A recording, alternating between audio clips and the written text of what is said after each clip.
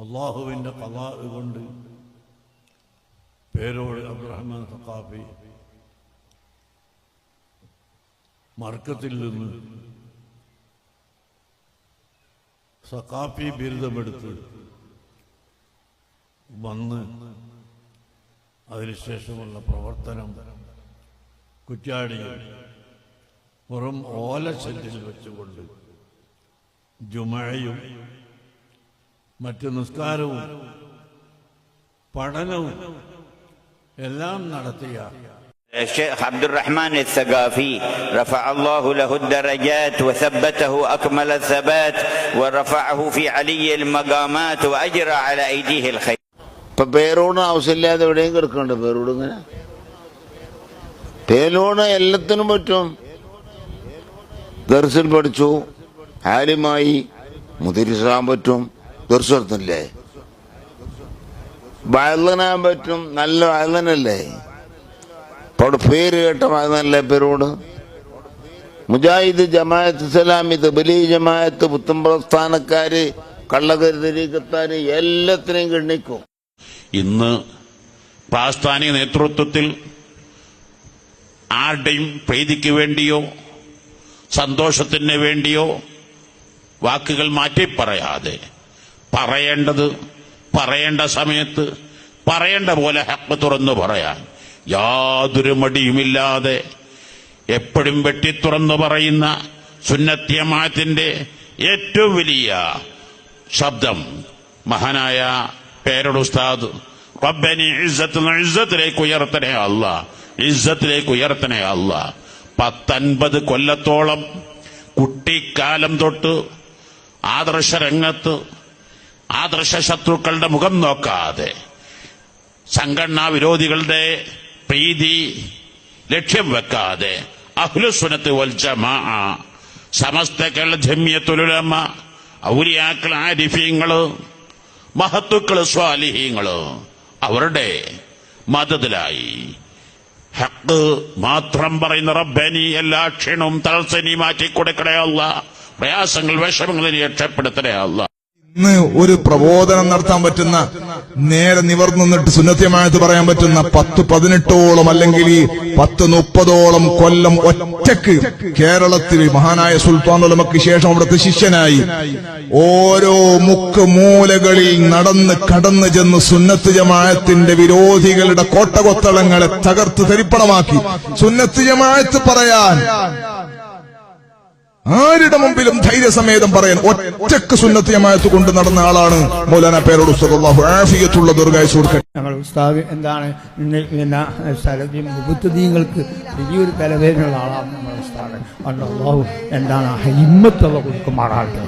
ഏതൊരുത്തിന്റെ മുമ്പിൽ മുട്ടുമടക്കാതെ ആരടാന്ന് ചോദിക്കും ഞാനടാന്ന് പറയാനുള്ള ആ ധൈര്യം അല്ലാഹു ഉസ്താദിന് കൊടുക്കുമാറാകട്ടെ. ഉസ്താദുമാരൊക്കെ നിസാരപ്പെടുത്തുന്ന രൂപത്തിൽ ഒരു ചെറിയ സംസാരം സംസാരിച്ചപ്പോ അടിയാണ് അടിച്ചിട്ട് എന്നോട് പറഞ്ഞു, ആരാണടാ നീ വലിയ ആലിമീങ്ങളൊക്കെ നിസാരപ്പെടുത്താൻ? ഒരൊറ്റ ആലിമിനെ എന്റെ മോനാണെങ്കിൽ നിസാരപ്പെടുത്താൻ പാടില്ല. ഒരൊറ്റ ആലിമീങ്ങളെ ഒരു സയ്യിദന്മാരെയും ഇകഴ്ത്തി കെട്ടാൻ പാടില്ല. എല്ലാ ആലിമീങ്ങളെയും ബഹുമാനിച്ചോളണം. ആലിമീങ്ങൾ തമ്മിൽ ചിലപ്പോ അവര് മസാല തർക്കമുണ്ടാകാം, പലപ്പോഴും സംഘടനാ തർക്ക ചർച്ചയുടെ പേരിൽ പല ചർച്ചകളും ചിലപ്പോൾ നടത്തുന്നുണ്ടാകാം. അതൊന്നും കണ്ടിട്ട് വിവരമില്ലാത്ത നീ പോയി ആലിമീങ്ങളെ നിസാരപ്പെടുത്തിയാൽ ഈമാനില്ലാതെയായി പോകും എന്ന് എന്നെ ബാപ്പ അടിച്ചു പഠിപ്പിച്ചിട്ടുണ്ട്. ഇത് മാത്രല്ല, അന്ന് എന്നോട് പറഞ്ഞു, എപ്പോഴാണോ അവസരം കിട്ടുന്നത് പൊരുത്തപ്പെടിച്ചോളണം. ആനായ ചെറുശ്ശേരി ഉസ്താദ് എന്റെ നാട്ടിന്റെ പരിസരത്ത് കടവത്തൂര് ഭാഗത്തൊരു മരിച്ച വീട്ടിൽ ആനായ ഉസ്താദ് അവർ വരുന്നു എന്ന് പറഞ്ഞപ്പോ ഞാൻ അവിടെ എത്തി. ഉസ്താദിന്റെ അടുക്കൽ ചെന്നിട്ട് കൈപിടിച്ചിട്ട് വാഹനത്തിന്റെ അടുത്ത് ഞാൻ പറഞ്ഞു, ഉസ്താദേ പൊരുത്തപ്പെടണം. മദ്രസയിലും സ്കൂളിലൊക്കെ പഠിക്കുന്ന കാലത്ത് എനിക്കിങ്ങനെ ഒരു അനുഭവം ഉണ്ടായിരുന്നു. അപ്പൊ ബാപ്പ എന്നെ അടിച്ചിട്ട് എന്നോട് പൊരുത്തപ്പെടിക്കണം എന്നാ ചെറിയ കാലത്ത് പറഞ്ഞിട്ടുണ്ട്, പൊരുത്തപ്പെടുമോ? അപ്പൊ ഉസ്താദ് പറഞ്ഞ വാക്ക്, മോനെ എല്ലാം പൊരുത്തമാ, ബാപ്പനെ പോലെ നല്ലൊരു ആലിമാകണേ, ഉസ്താദ് പൊരുത്തം തരണമെന്ന് പറഞ്ഞപ്പം ഉസ്താദ് തലയിൽ ഊതി തന്നു. സദസ്സിലേക്ക് താജുൽ ഉലമ പ്രസംഗിച്ചുകൊണ്ടിരിക്കുമ്പോ പേരോടുസ്താന്റെ വരവൻ അങ്ങനെയാണല്ലോ വരത്ത്. അപ്പൊ സദസ്യർ എന്തായാലും ഷെയ്ഖുന പേരോടുസ്താനെ ഒരു ബഹുമാനിക്കുന്ന അർത്ഥത്തിൽ നിൽക്കുമ്പോ താജുൽ ഉലമ ഇങ്ങനെ കണ്ടു ആരിപ്പം വരുന്നത്. ആ പേരോടുസ്താന്ന് കണ്ടപ്പോ താജുൽ ഉലമാന്റെ പ്രഭാഷണം വിഷമാണ്ടാന്ന് ചോദിച്ചിട്ടായിരിക്കും പേരോടുസ്ത അങ്ങനെ വന്നിട്ടുണ്ടാവുക. അപ്പം തന്നെ താജുൽ ഉലമ പറഞ്ഞൊരു വാക്കെന്താ അറിയാം, അടിക്കടത്താക്കി വീറ് പേരോടല്ലേ. ത്യാഗത്തിന്റെ തീപ്പർവങ്ങൾ താണ്ടിയാണ് ചരിത്ര മുന്നേറ്റത്തിന് അദ്ദേഹം കൊടിപിടിച്ചത്. ഇസ്ലാമിന്റെ നേരറിവ് പകർന്നുകൊടുത്ത ഗുരുനാഥരുടെ ആശീർവാദങ്ങളും ആത്മാർത്ഥമായ മനസ്സുമായിരുന്നു അദ്ദേഹത്തിന്റെ ശക്തി.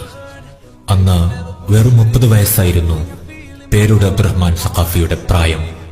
ആദർശ മുന്നേറ്റങ്ങൾക്ക് കേരളത്തിൽ പുതിയ വഴിവെട്ടിയ പേരൂട് അബ്ദുറഹ്മാൻ സഖാഫിക്കു പിന്നിൽ ജനലക്ഷങ്ങളാണ് കൈകോർത്തു നിന്നത്. പ്രഭാഷണ മികവിന്റെ ശക്തിയോടൊപ്പം തളരാത്ത പ്രവർത്തന വീര്യം വലിയ വിപ്ലവത്തിലേക്കുള്ള വാതിലുകൾ തുറന്നു. കുറ്റ്യാടി, നാദാപുരം മേഖലകളിലെ ഗ്രാമഗ്രാമാന്തരങ്ങളിൽ നിരവധി മദ്രസകളും മസ്ജിദുകളും സ്ഥാപിച്ചു തുടങ്ങിയ മുന്നേറ്റം ഇന്ന് 40ഓളം സ്ഥാപനങ്ങളിൽ 13,000 വിദ്യാർത്ഥികൾക്ക് വഴികാട്ടുന്ന മഹാപ്രസ്ഥാനമായി സിറാജുൽ ഹുദ എഡ്യൂക്കേഷണൽ കോംപ്ലക്സ് മാറി. ഈ പാവപ്പെട്ട ഞാൻ ദുർബലനാണെന്നും എനിക്കിത് കഴിയില്ലെന്നും അറിയുന്നത് കൊണ്ട് മുഴുവൻ നേതാക്കളും എല്ലാവിധത്തിലും പഠിപ്പിച്ചും മനസ്സിലാക്കി തന്നും പൊരുത്തം തന്നും ദുആ ചെയ്തു തന്നുമാണ് ഈ സാധുവായ ഞാൻ ഈ പ്രവർത്തനം തുടങ്ങിയത് മുതൽ ഇന്ന് വരെ നടത്തിയത്. അതുകൊണ്ട് ഞാൻ നീട്ടി സംസാരിക്കുന്നില്ല.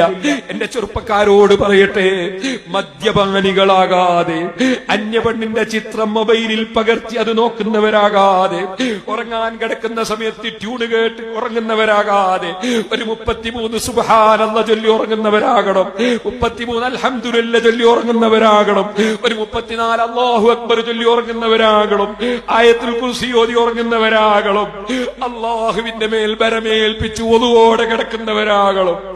ആ ഉറക്കിൽ മരിച്ചു പോയാലും നമ്മൾ നഷ്ടപ്പെട്ടു പോകും. എല്ലാവർക്കൊരു പകരമില്ല, നല്ല ഗുണങ്ങൾക്ക് ഒടുക്കമില്ല, മുല്ല മണമൊട്ടും കുറയുകില്ല. എല്ലാവർക്കൊരു പകരമില്ല, നല്ല ഗുണങ്ങൾക്ക് ഒടുക്കമില്ല, മുല്ല മണമൊട്ടും കുറയുകില്ല.